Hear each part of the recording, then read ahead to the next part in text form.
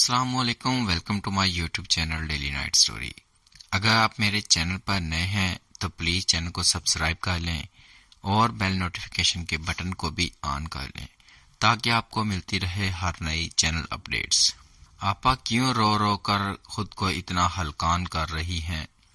کر رہے ہیں مجاہد بھائی دوسری شادی تو کر لینے دیں، خود ہی مرغا بن کے توبہ نہ کریں تو پھر کہنا۔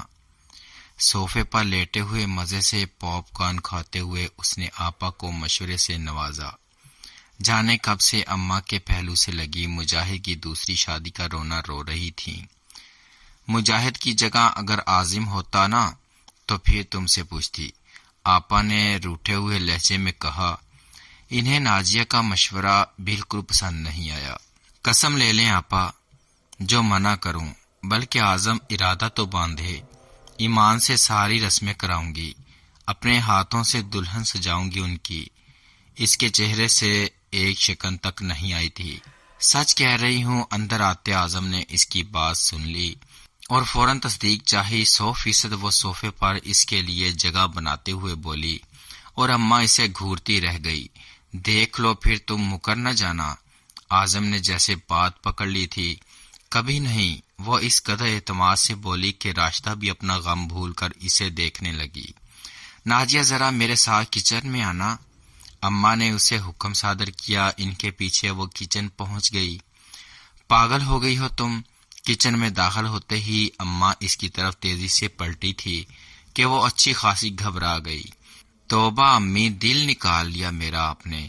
وہ دل پر ہاتھ رکھتے ہوئے بولی، تمہیں سنبھال رہی ہوں، تمہارا دل نہیں نکال رہی، سمجھی؟ اماں کو غصہ آ گیا۔ غضب خدا کا، شوہروں کے سامنے کوئی ایسے دھڑلے سے شادی کی بات کرتا ہے؟ ہاں تو امی سچ کہہ رہی ہوں نا، میں شریعت کو سمجھتی اور مانتی ہوں۔ ایسا نہیں کروں گی کہ آپا کی طرح رو رو کے سارے خاندان نے اپنے شوہر کا نام خراب کروں۔ وہ کچھ دیر پہلے فرائی کیے شامی کباب اٹھا کر کھانے لگی۔ شریعت کو سمجھتی تو یہ نہ کہتی۔ اماں نے پلیٹ اس کے سامنے سے اٹھا لی۔ شریعت میں صاف ہدایت ہے کہ عورت کی عزت کردار دیکھ کر اسے پسند کیا جائے، نہ کہ اس کی ظاہری حسن اور دکھاوے سے۔ اور یہ بھی واضح ہے کہ سب کے حقوق برابر دیے جائیں، کسی کی خاطر کسی کو حقیر نہ جانا جائے۔ اور ادھر مجاہد ابھی سے ساری رات گھر سے باہر گزارنے لگا ہے۔ خرچے میں راشدہ بیچاری کو تنگ کر رہا ہے، بچوں تک سے ملنے کا وقت نہیں رہا اس کے پاس۔ اماں بس بولتی چلی گئی۔ ایسا ہے کیا؟ نازیہ کو افسوس نے آ گھیرا۔ اور نہیں تو کیا، وہ چائے کپوں میں ڈال کر ٹرے میں رکھتے ہوئے بولی، اور اب بھول کر بھی کبھی شوہر کے سامنے اس طرح کی بات مت کرنا، مرد کا دماغ گھومتے دیر نہیں لگتی، کچھ الٹا سیدھا ہو گیا تو روتے ہوئے میرے پاس مت آنا۔ اماں یہ کہہ کر کچن سے چلی گئی اور وہ ان کے پیچھے سر جھٹکتی چلی گئی۔ عدیل اعظم کا جگری دوست تھا اور کولیگ بھی، اکثر رات کو کھانے پر ان کی طرف آ جاتا تھا اور وہ دونوں بھی اس کے ساتھ خوب انجوائے کرتے تھے۔ بھابی ذرا نظر رکھا کریں اعظم پر، آفس میں بہت خوبصورت سٹاف بھرتی ہوا ہے۔ وہ کھانا لگا رہی تھی کہ عدیل نے شریر لہجے میں اعظم کی طرف دیکھتے ہوئے اسے چڑھانے کے لیے کہا، نظر رکھ کر کیا کرنا ہے عدیل بھائی؟ نازیہ مسکراتے ہوئے بولی، دیکھ لیں بھابی، پھر ہاتھ ملتی نہ رہ جائیں، یہ نہ ہو اعظم دوسری بھابی کا بندوبست کر لیں اور آپ کو خبر ہی نہ ہو۔ عدیل نے مزید وضاحت کی۔ بکو مت، اعظم نے اس کے کندھے پر مکہ جھاڑ دیا، رہنے دے، شوق کرنے دیں پورا ان کو، مشکل ہو جائے گی، مجھے کیا پرابلم ہونی ہے۔ نازیہ نے ناک پہ سے مکھی اڑائی۔ دیکھا، میری بیوی کی طرف سے کھلی اجازت ہے، تم اپنی فکر کرو۔ اعظم مسکراتے ہوئے بولا، تو واقعی لکی ہے یار، بھابھی آپ کو ماننا پڑے گا۔ وہ نازیہ کی طرف دیکھتے ہوئے بولا، ویسے اس میں میرا کوئی کمال تو نہیں کیونکہ یہ تو مرد کا حق ہے، لیکن پھر بھی شکریہ۔ نازیہ تعریف قبول کرتے کچن کی طرف بڑھ گئی۔ کیا خیال ہے ذرا بھابھی کو آزمایا نہ جائے؟ وہ فوراً شرارت سے اعظم کی طرف جھکا۔ کیا مطلب؟ ویسے یار اعظم، عدیلہ ہے بڑی قاتل چیز، وہ اچانک ہی بولا۔ عدیل نے کچھ سوچ کر اعظم کو آنکھ سے اشارہ کرتے ہوئے کہا اور نازیہ کو دیکھ کر خاموش ہو گیا۔ نازیہ نے ناسمجھی سے اعظم کو دیکھا، لیکن اسے کھانا کھاتے دیکھ کر وہ سر جھٹک گئی۔ اس کا خیال تھا اعظم خود ہی اسے عدیلہ کے حوالے سے بتا دے گا، کیونکہ وہ کوئی بات اس سے نہیں چھپاتا تھا۔ عدیل چلا گیا۔ اعظم آفس کا کام لے کر بیٹھا تو وہ کچن صاف کرنے لگی۔ عدیل بھائی کس کی بات کر رہے تھے؟ برتن دھوتے ہوئے دماغ میں یہ بات اٹکی رہی۔ بار بار اس کی دوسری شادی کا ذکر کر کے تم نے اسے یہ ادراک دے دیا ہے کہ وہ اس معاملے میں آزاد ہے اور تم بھی اس کے ساتھ ہو، تو رنگ بدلتے دیر نہیں لگے گی اعظم کو۔ آج کل تو ویسے ہی مرد کے لیے کتنی چوائسز ہیں۔ اگر آفس میں کوئی لڑکی دل کو بھا گئی تو اعظم ذرا دیر نہیں لگائے گا، اسے اپنا لے گا۔ اماں کی آواز نے ایک دم ہی اس کا دل بوجھل کر دیا۔ اس نے بد دلی سے کام لیا اور کمرے میں آ گئی۔ اعظم کسی سے موبائل پر بات کرتے ہوئے مسکرا رہے تھے۔ اسے اندر آتا دیکھ کر فوراً اللہ حافظ کہہ کر کال بند کر دی۔ آج تو سب کچھ پراسرار لگ رہا ہے مجھے۔ نازیہ نے کھوجتی نظروں سے اعظم کو دیکھا۔ یار جلدی سے لائٹ آف کرو، صبح میں نے جلدی آفس جانا ہے، اس کی طرح پشت کرتے ہوئے اعظم نے کہا، اور وہ ساکت بیٹھی رہ گئی۔ وہ بھلا کہاں اس کے بازو پر سر رکھے بنا سوتی تھی؟ اس کے نزدیک دال میں ضرور کچھ کالا تھا۔ انہیں تفکرات میں گہری وہ سو بھی نہ سکی تھی۔ بارش بہار کی آمد کا پتہ دے رہی تھی اور اندر اس کا دل نہ جانے کیوں خزاں سا ہوا جا رہا تھا۔ اداس کھانا پکا کے وہ ہمیشہ کی طرح ٹی وی کے سامنے بیٹھ گئی۔ اس کا پسندیدہ ڈرامہ آنے والا تھا۔ وہ کچھ دیر بت کی طرح بیٹھی رہی، ٹانگیں لمبی کر کے لیٹی، نہ ہی میز پر سے پاپ کارن کی پلیٹ اٹھانے کی زحمت کی، بس چپ چاپ ٹی وی کی سکرین کو تکتی رہی، یہاں تک کہ آنکھیں جلنے لگیں۔ تب موبائل نے شور مچایا۔ اس نے آنکھیں رگڑ کے صاف کی اور فون اٹھا لیا۔ دوسری طرف اعظم تھا۔ جی اعظم، یار میں آج لیٹ ہو جاؤں گا تو پلیز کھانا کھا لینا، میرا انتظار مت کرنا۔ اعظم نے ہدایت دی، لیکن اعظم آ جائیں یار، کسی نے دور سے اعظم کو پکارا تھا۔ وہ زنانہ آواز تھی۔ نازیہ چپ رہ گئی، کچھ نہ بولی، مگر گھر آ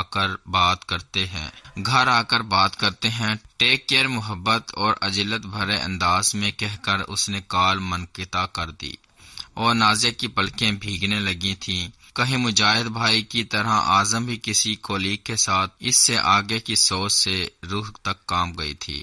مرد ہی 4 شادیاں کر سکتا ہے، حق ہے اس کا۔ اندر سے کہیں سے طنزیہ آواز آئی، آفس میں بزی ہوں گے، میں بھی نہ۔ اس نے فوراً خود سے نظر چراتے ہوئے اپنے آپ کو مضبوط کیا۔ یہ اور بات کہ اعظم کے آنے تک نہ کھانا کھانے کو دل کیا اور نہ ہی کچھ اور کرنے کو، بس چپ چاپ بے چینی سے ادھر ادھر ٹہلتی رہی، اور پھر یہ معمول بنتا گیا۔ اعظم اب اکثر گھر دیر سے آتا، دونوں وقت کا کھانا بھی باہر سے ہی کھاتا۔ نازیہ بس انتظار ہی کرتی رہ جاتی۔ جس وقت گھر پہ رہتا وہ وقت بھی زیادہ تر موبائل میں مصروف رہتا۔ لمبی لمبی کالز اور ہونٹوں سے چمٹی مسکراہٹ نازیہ کا تو سکون غارت کر گیا تھا۔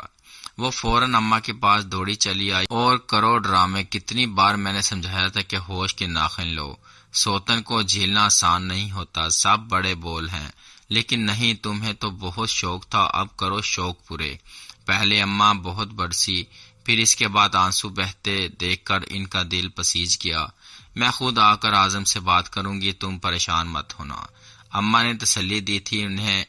نہیں امی، آپ بات مت کریں، کیا پتہ ناراض ہو جائیں، اور ہو سکتا ہے زیادہ شیر ہو جائیں کہ جو بات پہلے ڈھکی چھپی تھی میں خود ہی سنبھالنے کی کوشش کروں گی، ورنہ کیا، ورنہ میں ان سے الگ ہو جاؤں گی۔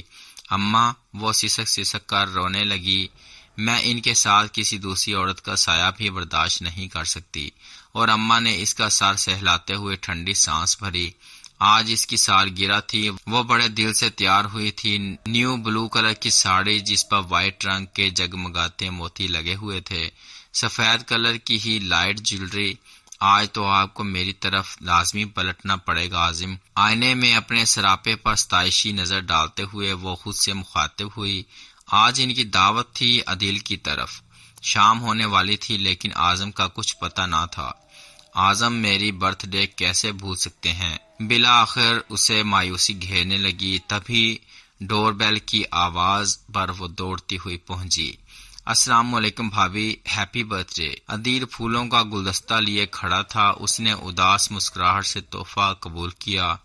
آپ لاک لگا کر نیچے آ جائیں، میں گاڑی میں آپ کا انتظار کر رہا ہوں، عدیل نے کہا تو وہ چونکی، لیکن اس سے پہلے کہ وہ کچھ پوچھتی عدیل جا چکا تھا۔ پھول لے کر اندر آئی تو اس کا فون بج رہا تھا۔ اعظم کا نام دیکھتے ہی اس نے کال پک کر لی۔ سوری نازیہ، میرے ایک بہت پیارے دوست کی برتھ ڈے ہے، مجھے وہاں جانا ہے، تم عدیل کے ساتھ چلی جانا، میں تمہیں وہیں جوائن کروں گا، بائے۔ عدیل بھائی اور بھابھی اسے کمرے میں بٹھا کر نہ جانے کہاں غائب ہو گئے۔ وہ بے چینی سے پہلو بدلتی رہی۔ تب ہی ٹیرس پر عجیب سی روشنیاں پھیل گئیں۔ وہ اٹھ کر باہر ٹیرس پر گئی۔ رنگ برنگے برقی کمکموں سے سجا ٹیرس اسے خوشگوار حیرت میں ڈال گیا۔ سالگرہ کا سارا اہتمام وہاں کیا گیا تھا۔ میز کے عین درمیان میں کیک رکھا ہوا تھا، جس پر چاندی کے ورق کے ساتھ اس کا نام لکھا تھا، happy birthday Nazia, I love you lot. وہ اداسی سے مسکرائی۔ اعظم بھی ہمیشہ ایسے ہی لکھوایا کرتا تھا۔ اس کی سالگرہ کے کیک پر تبھی اسے جاسمین کی مہک نے اپنے حصار میں لے لیا۔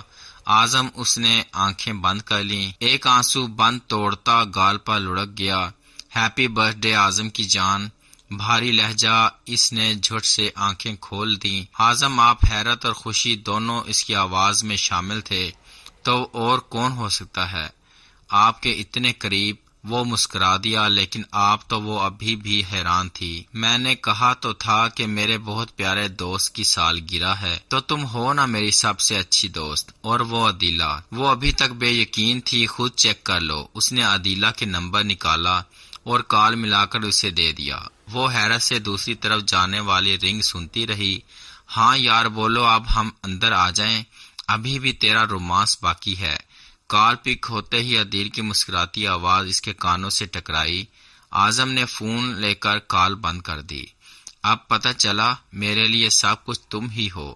سارا کھیل نازیہ کی سمجھ میں آ گیا اور وہ اس کے سینے سے جا لگی۔ آپ بہت برے ہیں اعظم، وہ سسک رہی تھی۔ بھائی اب کیک کاٹ لو، ورنہ بھوک سے میں تو شہید ہو جاؤں گا۔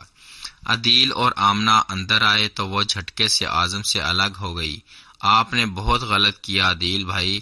وہ اب بھی عدیل سے ناراض تھی۔ جو بھی ہے بھابھی، اب پھر کبھی دوسری شادی کی حمایت نہ کیجیے گا، ورنہ اگلی بار میں سچ مچ کسی عدیلہ کے حوالے کر دوں گا آپ کے ہیرو کو۔ اس کی بات پہ سب ہنسنے لگے۔ بدتمیز!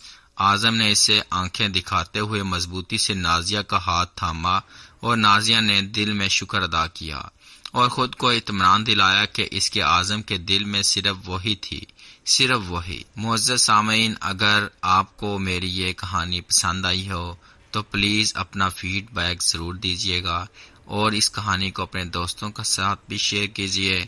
اور اگر آپ ہمارے چینل پر نئے ہیں تو پلیز آپ سے ریکویسٹ ہے کہ میرے چینل کو زیادہ سے زیادہ سبسکرائب کریں۔ شکریہ۔ اللہ حافظ۔